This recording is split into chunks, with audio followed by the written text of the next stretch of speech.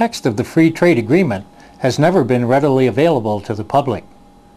At the time of its release, calls to MPs requesting it were met with a variety of responses.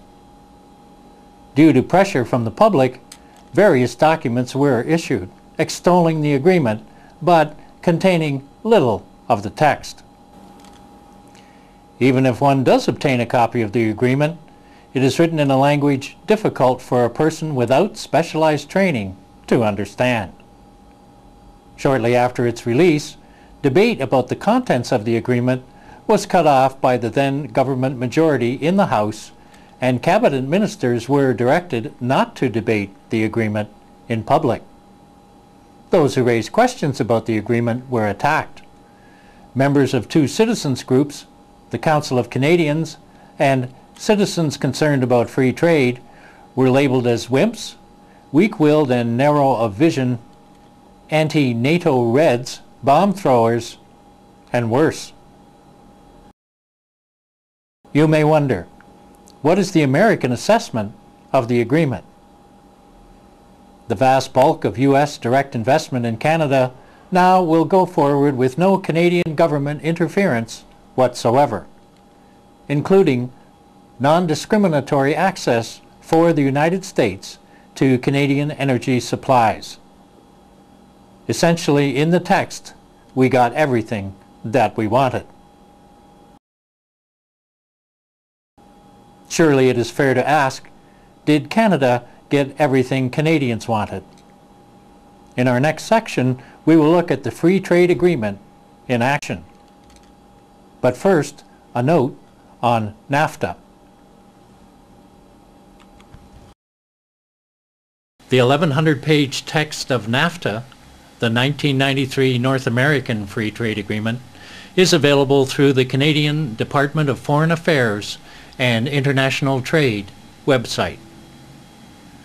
NAFTA essentially extends the Free Trade Agreement to include Mexico and, in some areas, takes the Free Trade Agreement provisions even further. Of particular concern is Chapter 11 and Chapter 15. For the first time in a multilateral free trade agreement, foreign corporations were given the right to sue national governments directly for any law, regulation, or program which causes them loss or damage and which they feel breaches the North American Free Trade Agreement rules. Competition policy, monopolies, and state enterprises spells out prohibitive controls on all Canadian Crown corporations. Henceforth, it decrees, Crown corporations must act solely in accordance with commercial considerations.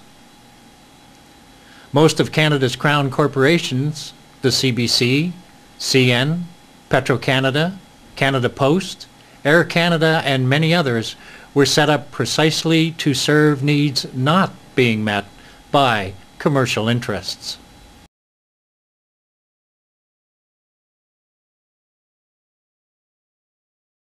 Even more troubling, in my view, is the famous Chapter 11 of NAFTA, under which, for the first time ever in a trade agreement, we gave U.S. companies, private companies, the right to sue the Canadian government for any law or regulation in Canada that causes them loss or damage. Now, to me, that is not related to free trade. We've had 15 of these private U.S. lawsuits launched against the Canadian government. I won't go through them all, but I'll just mention a couple of the most dramatic. The Ethel Corporation makes an additive to gasoline called MMT, which was banned in California over 20 years ago. The Europeans won't allow it. The Canadian government banned the importation and transportation of MMT into Canada in 1997. Mr. Chrétien called it a horrific neurotoxin. Ethel responded by suing the Canadian government for $350 million under Chapter 11 of NAFTA. The Canadian government capitulated completely, reversed a ban passed by the Parliament of Canada, and paid Ethel Corporation $20 million in compensation of Canadian taxpayers' dollars for having bothered them. And now MMT is back coming out of the tailpipes of automobiles in Canada.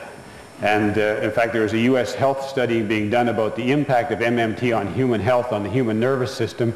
It's not being used in the United States or Europe, so they came to Toronto right here and are studying the impact on Torontonians of the MMT coming out of the tailpipes of your cars here in Toronto.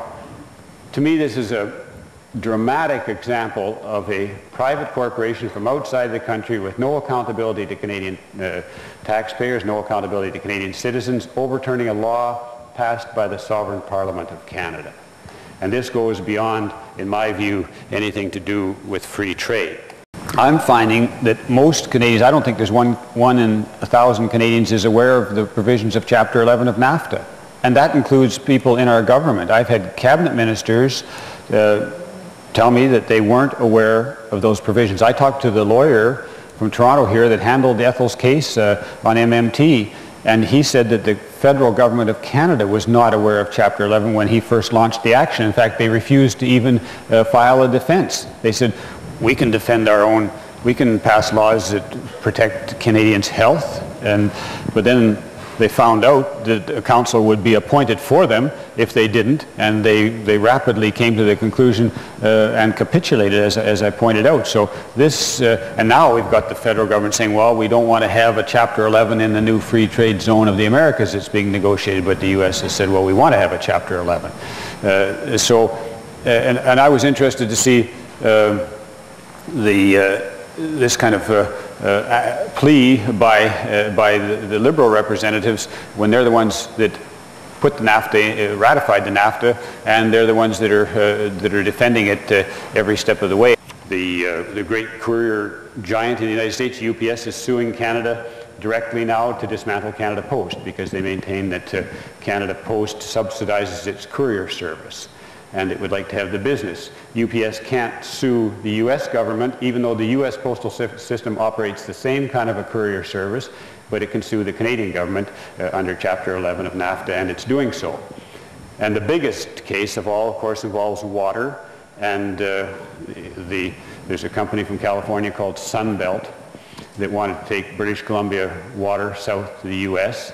The BC government passed a ban on the bulk export of water, and Sunbelt is now suing the Canadian government under Chapter 11 of NAFTA for $10.5 billion to overturn the ban on the bulk export of water, even though polls show us over and over again that between 90 and 95% of Canadians don't want to see our bulk water exports sent south. So these provisions are provisions that I think have to be revisited. They're provisions that go beyond free trade, and of course in terms of energy we agreed to never charge the Americans more for any energy good than we charge Canadians, and even if we face a shortage in Canada of any energy good, we will continue sending the same proportion south that we were before the shortage. Now we're now sending about 60% of our natural gas south. If and when we have a shortage, because it's going to come eventually, we would still be obligated under the terms here to send 60% of our natural gas south, even if we were short in Canada. Now, to me, this is not free trade. It's the opposite of free trade. When we expanded the Canada-US Free Trade Agreement to include Mexico, under NAFTA, Mexico refused to sign the energy section of the Free Trade Agreement that Canada had signed. Mexico said, we're not going to give up our security of energy supply. And the results have been quite dramatic. We now have a situation where all of the petroleum coming out of the tar sands in Alberta is going across the border at a 0% royalty. We have our provinces of Atlantic Canada, Nova Scotia and New Brunswick pleading for some access to Canada's offshore gas. We had the Premier of New Brunswick, Mr. Lord, calling a press conference to ask that his province please have some access to Canada's offshore gas, taking it to the National Energy Board, of course ruling that the terms of NAFTA apply. And under the national treatment sections of these agreements, we can never screen or restrict any new U.S. investment coming into Canada. In the last dozen years, we've had 13,000 Canadian companies taken over mostly by American corporations, everything from the forestry giants in the west, Macmillan Bloedel, our biggest company in British Columbia, to the grain industry in Canada, those great grain companies built by my grandparents' generation, the Alberta Wheat Pool, the United Grain Growers, the Manitoba Wheat Pool, all moving into U.S. hands to the point where we now have fewer than dozen major, widely held Canadian companies left listed on the Toronto Stock Exchange.